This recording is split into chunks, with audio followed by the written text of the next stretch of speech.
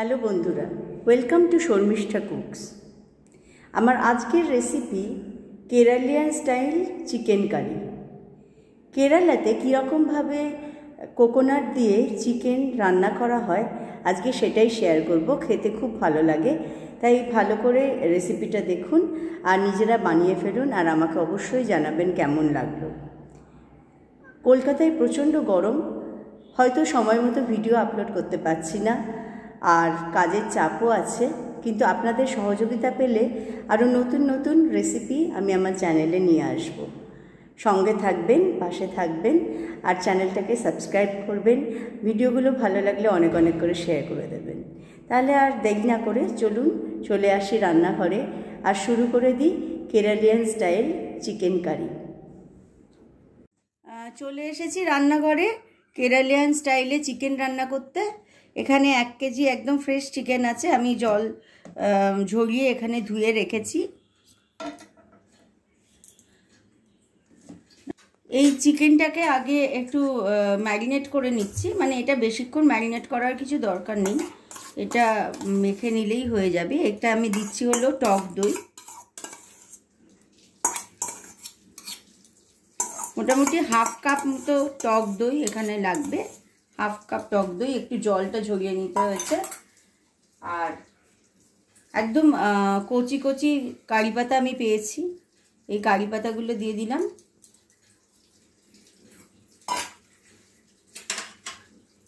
আর ginger garlic paste কিছুটা এর মধ্যে দিলাম, কিছুটা এখানে রয়েছে। এখানে আমি মোট 2.5 tablespoon ginger garlic paste নিয়েছি, অর্ধেকটা এখন দিয়ে দিলাম। এখানে দিয়ে দিচ্ছি সল্ট, পুরো সল্ট এখন দিলাম না, পরেও দেব। হলুদ দিচ্ছি,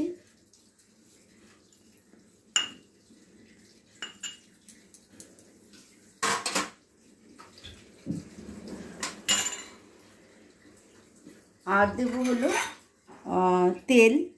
এই রান্নাটা নারকেল তেলে করতে হয়, তো আমি নারকেল তেল মানে যেটা কোকোনাট অয়েল ফর কুকিং সেটা কিনেছি, সেটা দিয়ে দিলাম।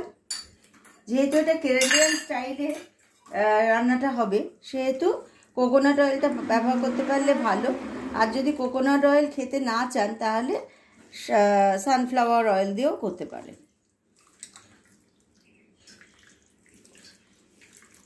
এটা মাখিয়ে রাখতে হবে।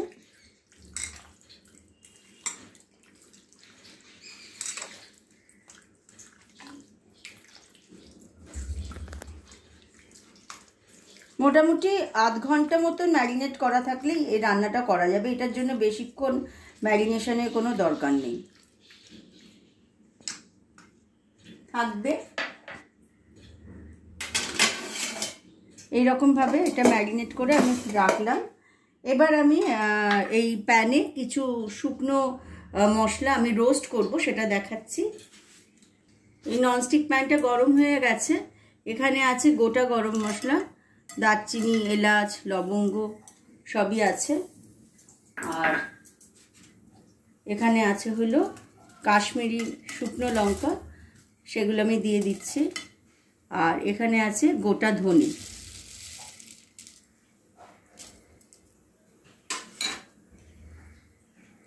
আর এখানে আছে সামান্য পোস্ত, মানে এটা জাস্ট 1 টিস্পুন পোস্ত।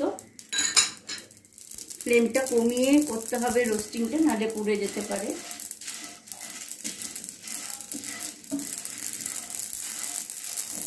হয়ে গেছে, একটু ফ্লেমটা অ্যাডজাস্ট করে করতে হবে।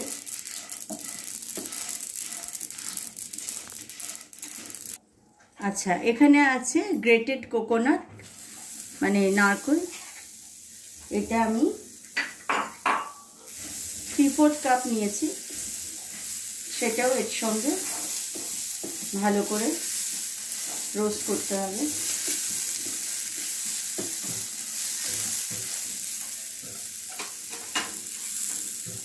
এটার মধ্যেও সামান্য টারমারিক পাউডার দিতে হবে।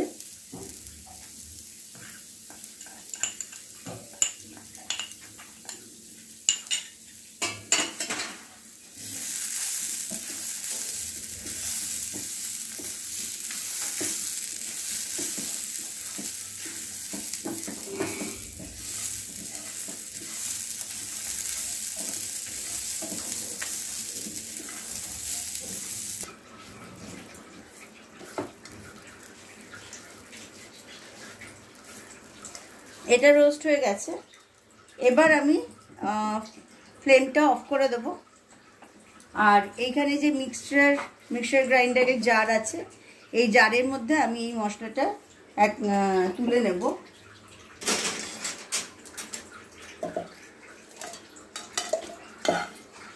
এটা এখন গরম আছে, এই একটু গরমটা কমলে এটাকে আমি পেস্ট করে নেব।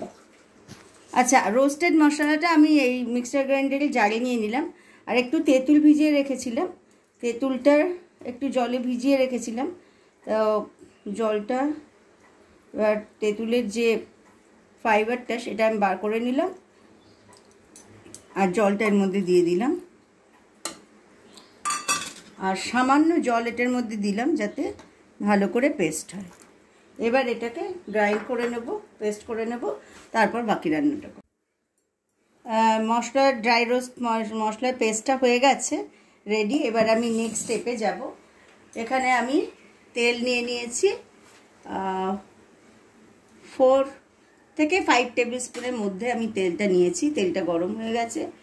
এটা নারকেল তেলই, মানে কুকিং অয়েলের যে কোকোনাট অয়েল সেটা। এখানে আমি 3টে পেঁয়াজ ভালো করে চপ করে নিয়েছি, সেটা দিয়ে দিলাম।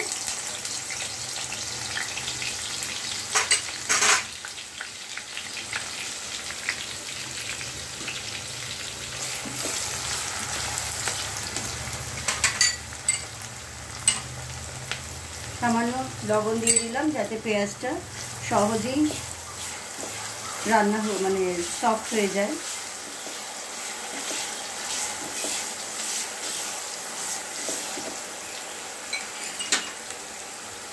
জিঞ্জার গার্লিক পেস্ট বাকি যেটা ছিল সেইটা দিয়ে দিচ্ছি।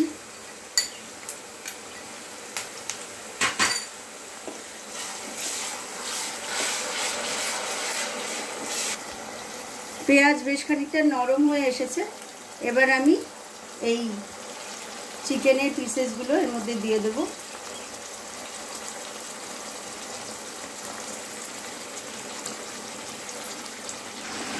এবার সব ইনগ্রিডিয়েন্টসগুলো ভালো করে এর সাথে মিশিয়ে নেব।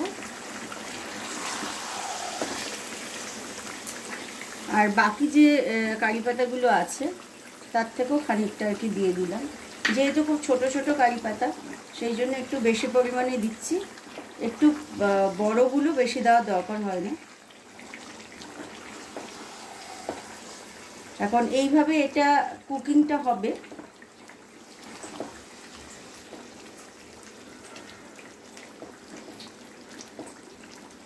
এইভাবে এটা কুকিংটা হবে।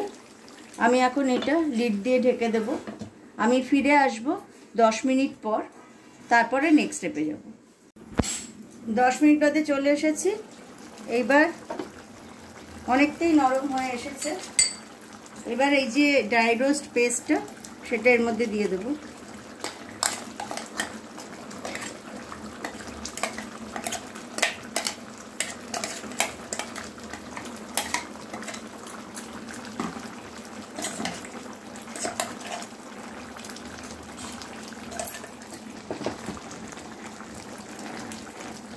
এবার পুরো চিকেনটার সঙ্গে এটা মিশিয়ে দেব।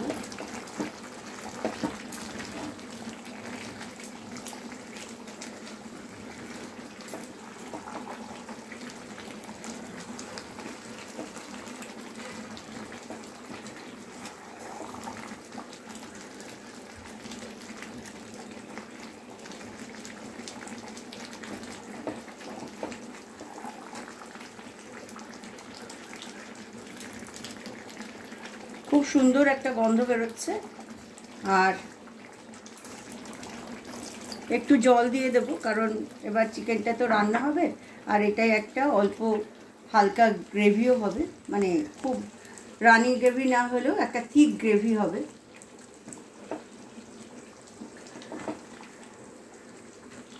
এবার দিয়ে ফ্লেমটা মিডিয়ামে রাখবো, দিয়ে এটা ঢেকে নিলাম। এখন এটা 20 মিনিট রান্না হবে, তারপর ফিরে আসবো। ফিরে এলাম 20 মিনিট পর। এবার আমি দেখব যে কতটা হয়েছে। চিকেন একদম ভালোভাবে নরম হয়ে গেছে, ভালোভাবে রান্না হয়ে গেছে। আর খুব সুন্দর স্মেল বেরোচ্ছে, কারি পাতা স্মেলটা বেরোচ্ছে, সঙ্গে যে ড্রাই রোস্ট পাউডারের স্মেলটাও খুব ভালো সুন্দরভাবে বোঝা যাচ্ছে। তো আমার Keralian style chicken curry ready. Hopefully আপনাদের ভিডিওটা ভালো লাগলো। আপনারাও নিশ্চয়ই বাড়িতে এরকমভাবে বানিয়ে আমাকে দেখাবেন। এবার ফ্লেম অফ করে দিচ্ছি।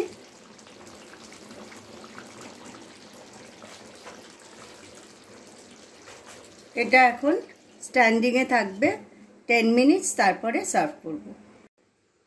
আমি চিকেন কারিটা সার্ভ করেছি, কেরালিয়ান চিকেন কারি। ভীষণ সুন্দর একটা টেক্সচার হয়েছে, ভীষণ সুন্দর গন্ধ, দেখতেও যেমন সুন্দর লাগছে, খেতেও তেমনই সুন্দর হবে আমি জানি। এবং আমি মাঝে মাঝে এটা করি। আপনারা এটা ট্রাই করবেন বাড়িতে, আমাকে কমেন্ট বক্সে জানাবেন কেমন হয়েছে। আবার খুব শিগগিরই ফিরে আসবো এরকম নতুন কোনো ভিডিও নিয়ে। Till then take care and by.